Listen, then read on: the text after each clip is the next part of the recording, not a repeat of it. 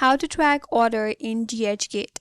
Hi everyone, this is Kate here and welcome back to the channel, and on today's video I will guide you how you can track orders in DHgate. So without further delay, let's get started. First of all, log in into dhgate.com. After that, in order to track your order, navigate to your profile at the top right corner in this section. Here click on My Orders. That's gonna take you to your orders piece where you can find all of your orders. Under your order piece, if you have any order, you have to click on it. After that, from that specific order, you have to get the tracking number on that order. Copy the tracking number. Once you have your number ready, navigate to this menu bar on your left hand side, click on order tracking.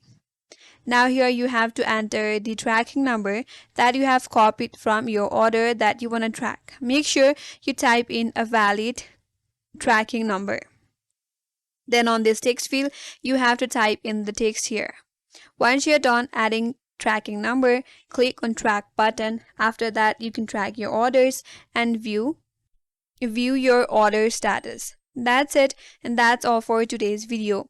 Hope this video was helpful, and if you're new to our channel, consider subscribing. Thank you for watching and stay tuned for more videos.